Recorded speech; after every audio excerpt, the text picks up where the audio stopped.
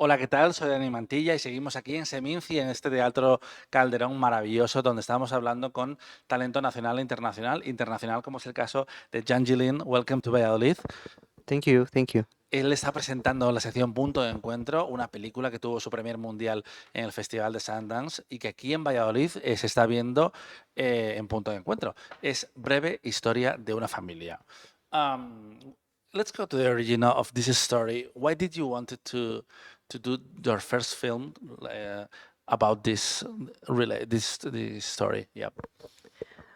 Sometimes I think if a story finds me. In this case, I had some other ideas as my first feature, but this one, every time I go back, there is something new I discover.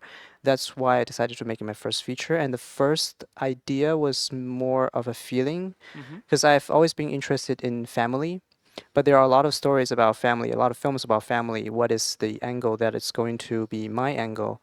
When I was a kid, I was always curious. When I look at other families, there's always I feel like every family has their own way of Mhm. behaving and their own code of behaviors. And from an outsider's point of view, it's always a little bit mysterious.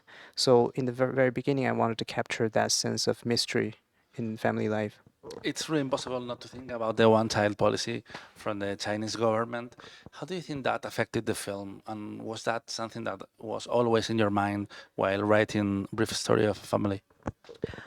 Yes, it was. In the very beginning, there was the idea, the feeling I wanted to capture, but then when I started writing, I need a substance, I need a social context, and I think one-child policy definitely plays a very important role.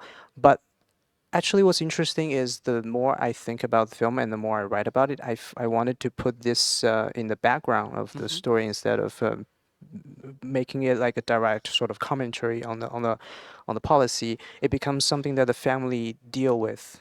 They deal with how they deal with the past, how they deal with the future. And what about the class element? Because it's middle class family. Why did you decide that they should be the focus of this story? Yeah. I think there are two reasons. One is we now, in these past decades, we have a growing middle class in Chinese society, and this is a group of people who are a little bit different from the European middle class, who already have a long tradition, have their own sort of identity. Whereas the Chinese new middle class, they're slowly building their identity. And this is a group of people that I'm a little bit more familiar with, and I feel like there's aren't a lot of stories being told about them. But since now they have become quite a big population, I think it's important to tell their story. And also with this film, I also wanted to present a China that is a modern face of China, which you also don't see in cinemas a lot. Mhm. The film has a really sharp visual style. What was the idea behind that, and what influences did you have while prepping this film? I study biology Mhm. as an undergrad, and when I was writing the film, I thought for a moment, this is something that has, because before when I was in film school, I didn't really tell anyone I study biology because I was a little bit self-conscious because everyone else has a background similar to close to film. But while I was preparing the film, I feel like there was a moment, a eureka moment. I thought instead of looking away from my past, I also need to, in a way, embrace it. So once I start thinking of it, making the father's job a biologist, I started to think how biology is connected to film. In this case, I wanted to portray a family as a cell of in itself, but also as a cell of our society. And I feel like that's the angle I was talking about earlier, as something that is mine and it's fresh. Mhm. I wanted to ask you about because the film has been compared to Parasite and Salburn, which is crazy in the Salburn thing because both films happen at the same time, basically. But do you think that has helped the movie, like to placing the film in the huge market? I think this maybe is helpful in terms of distribution or Mhm. promotion, and people going with certain expectations. But I think what would surprise them that this is very different from the other films, and it's a more there's more mystery around it because Parasite it's a comedy and thriller. Well, it's actually a thriller, but in a dark comedy way. And Saltburn has a more classical sort of like let's say Hollywood style, but I think this one it's more I guess it's more auteur in a way. Like it's a mystery. It's a mystery you're going in. You're looking for an answer, but sometimes you have to come up with your own answers at the end. Yes, I was going to ask you about that because Emerald Fennell likes to explain everything at the end of the film, but you don't. There is several questions that remain unanswered about this story. Was it something that you had settled since the start, or something that came up while writing the story? I think it's well as writing the story because the more I write, the more I was thinking about my relationship with genre films and the tradition of genre films and with especially at the end everything is explained clearly. But for me, the challenge is to guide the audience to have their own interpretation.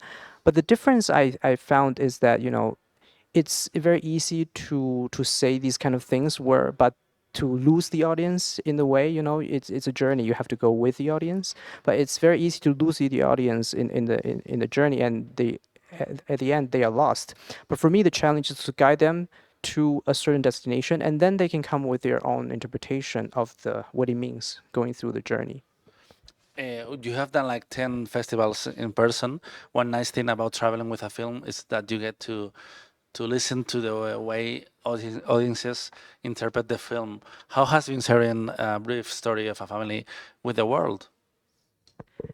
It's been very, I guess, in a way, rewarding and interesting because I go to different places. They have different reactions, but actually, a lot of them are willing to come up with their own interpretation and then tell me their interpretation. But the good thing is, a lot of them are like there is no one right answer.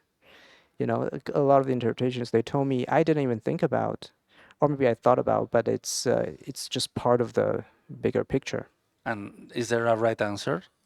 No, there are many right answers. The But that, film? I think that's the beauty Mhm. of a film like this. Like you have more every time you watch it, there might be something new you can think about, and Mhm. people from different age, they can maybe see it in a different way. I read that the film costed about $1.5 million. How challenging was doing this film with that budget? It's probably more challenging than you would think because now to make an independent films in China is I guess in anywhere is not that easy, but in China it's particularly difficult. So we have to, I mean, we're lucky to get some fundings from Europe and from Doha Film Institute to be able to make this, structure this in a way that is more like an international production. Mhm. The film has a lot of suspense, but at the same time, it's quite quiet. How is dealing with those things that, in a way, don't seem to fit, but they do in this kind of film, for example? Sorry, what do you mean? What do you mean It's like by? quiet. It's like subdued. Ah, The suspense, the tension, what's going on, and what is told and what's not. How was dealing with that, working with the ah. quiet aspect of the film, but also the thriller. It's yeah, well, actually, it's a big part of my challenge, which is to handle both in a way that is there's a thin line in between because I want to make a genre film, but not a traditional genre film. Hmm. And then working with silence becomes a big part of it. Like I work a very long period of time with my composer and sound designer to create this space where every time we have silence, like what does it mean? We add layers, add meanings to the silence. So that become a big part of the creating creative process. Hmm. You were talking about your background in biology. How do you think that has helped you in your career as a filmmaker?